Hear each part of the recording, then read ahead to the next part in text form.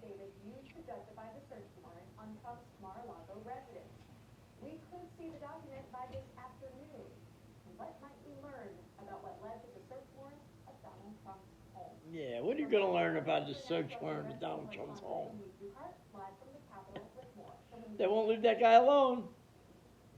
Good morning, Emma. The wait may soon be over for those demanding transparency towards how the Justice Department is justifying its former president's home. Judge Bruce Reinhardt seemed to be happy with the proposed redactions and the explanations from the Justice Department on those redactions, and has ordered its release for noon today.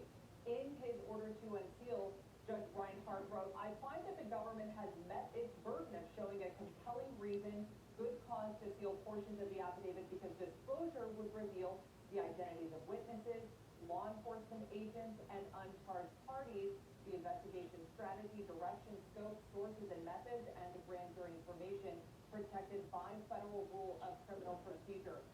The affidavit would reveal the probable cause for potential charges levied against the former president when it comes to the classified documents that were retrieved by the FBI in that unprecedented August 8th raid.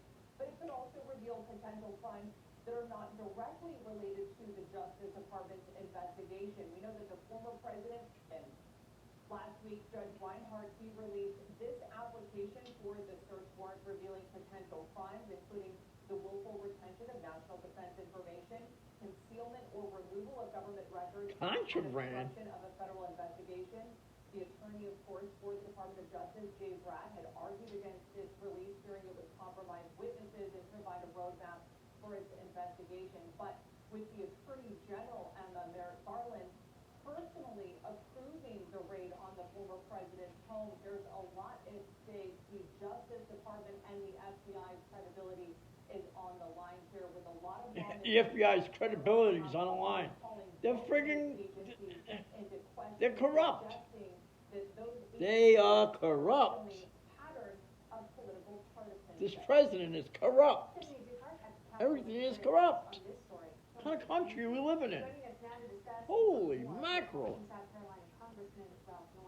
Congressman, welcome.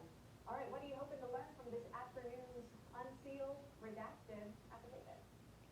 Yeah, it's going to be interesting, Emma. It's going to be interesting what they redact. And, you know, you had a raid on the former president's home. And it appears that they're in search of something to indict Donald Trump so he won't run for office. It was political. They can wordsmith it all they want, but the American people see through it, and we'll see what it is. That's right. The American people do see through it. It was political. But I'm more interested in. They know that he's going to run in 2024. Find out, trying to, I guess what was taken that out. That wasn't it, Cheney? Yeah. She wrote that Trump is afraid to debate her. Yeah, she'll do anything to get back in the picture. Of course she'll say that. She's dying, Ma. He's afraid. He doesn't. He kills her by not debating her. If he debates her, he puts her back in the picture. Don't let her die out.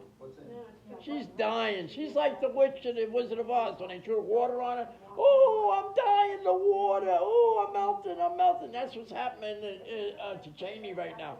She's just dying and going away. She's going away. She don't want to go away. She's putting up a fight.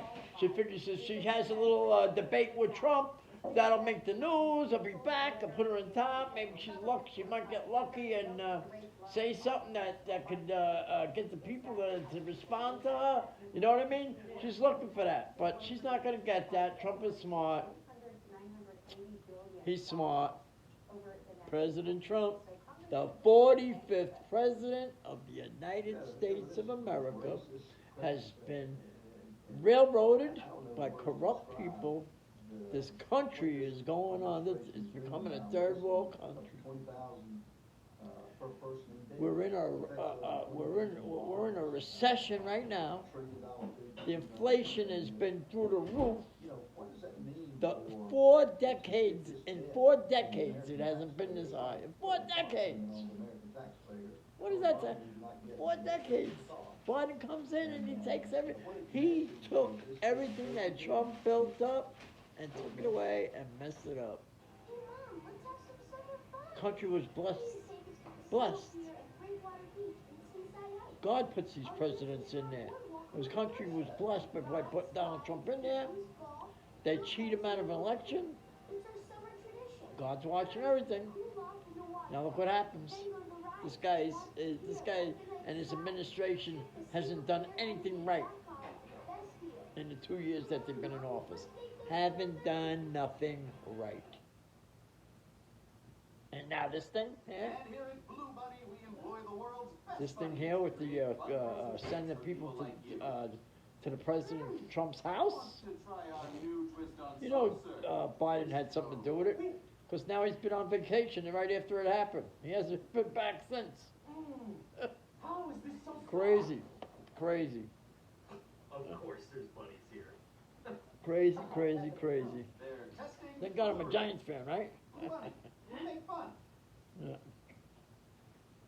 What national, does this seem to colleges to just, get as many What? schools as they can? I wish I could see her. I was excited to get that jerk It's on ludicrous. stage. They're gonna Oh, Brooke, This administration, my daughter Brooke went to go see Harry Styles tonight. they now see it. See it. We're in a I'm recession. talking to the phone. To do this is ludicrous. And, Yeah. The American people again see through it, and I think they'll pay a price for it. You know, if you were scrolling through Twitter yesterday, you might have noticed that the White House official Twitter account called out several of your colleagues in the House for the PPP loans they received during the pandemic. Do you believe this is a fair comparison to student loan debt forgiveness? Get this, we have the coronavirus who nobody, it's not something we chose to inflict on the American people. You had the government shut down businesses. This was a lifeline for businesses to try to stay afloat. And if you compare this to the forgiveness of debt, an intellectual clown would try to make that comparison, because there's no comparison at all. Two different situations. And he's trying to keep piling, buy votes is all it is. It's like, immigration and everything else this man is doing, this administration is doing, to try to stay in power and curry favor with the American people. What about, putting America on the front of financial freedom? What about energy independence? Is going to be one of the main things to help the economy come back. So there's no comparison at all, and they can wordsmith it all they want, but again, there's no comparison at all. No comparison at all. Out on the midterm campaign trail, and he had some choice words for MAGA Republicans the other night in Maryland. Take a listen. What's happened is, there are not many real Republicans anymore. Listen to this guy. By the way, your sitting governor, he's a Republican you can deal with. We disagree. No, I'm serious. But at least he's within the mainstream of the Republican Party. I respect conservative Republicans. I don't respect these MAGA Republicans. And they don't respect you either. They know you're crooked, you piece of shit. It's all the same, he hates this president. He doesn't want to face him if President Trump runs, which I think he probably will. And the simple question, every American... I'm going to get a tattoo saying MAGA. What do you say about that? Were you better Biden? off than you are under the last 20 Biden goes around telling people that he would take Trump behind the school. Him. He'd take Trump behind the school. Trump goes, I wish he'd try that. Yeah, Trump would beat the hell out of him. Trump was like 6'2". He's like 5'7", 120 pounds. Intentional destruction of this country, which is so sad. And it's going to be hard to walk back a lot of what his policies are doing. We're not. Oh, yeah. You don't hear Trump saying he can take him right here. Here on these midterm elections. Congressman Ralph Norman joining us. That this goes to show you morning. the gangster. Let's check it now with Alex Craig on another story for college. Sweet old man from Ireland. He's not seen his minute. Well, depending on, is releasing a Good morning, Emma. Good morning, everyone. Lieutenant Colonel Stuart Scheller was the perfect Marine, battle-tested, a leader, decorated for valor. When he spoke out with blistering criticism of top commanding officers and the Biden administration over the deaths of 13 U.S. service members, the generals lashed out. Now, 1 year later, Scheller is still firing shots. What had happened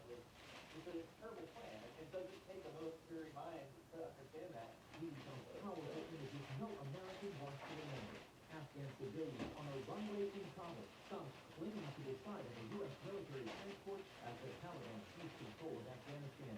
A baby boy being handed over a barbed wire fence to U.S. troops. And this image showing the flag-draped coffins of American servicemen and women who died when the suicide bomber blew himself up. Lieutenant Colonel Stuart Scheller, who knew one of the deceased, posted a video demanding accountability from senior commanders. Did any of you throw your rank on the table and say, hey, it's a Amazing. bad idea to evacuate Bagram airfield Amazing. before we evacuated it? Scheller believes it didn't have to be this way. Did anyone do that? Listen, And when we didn't think to do that, did anyone raise their guys hands do the right thing, vote for Trump. We gotta get him back in office. This country's really calmed down. All right, good night. Have a nice night.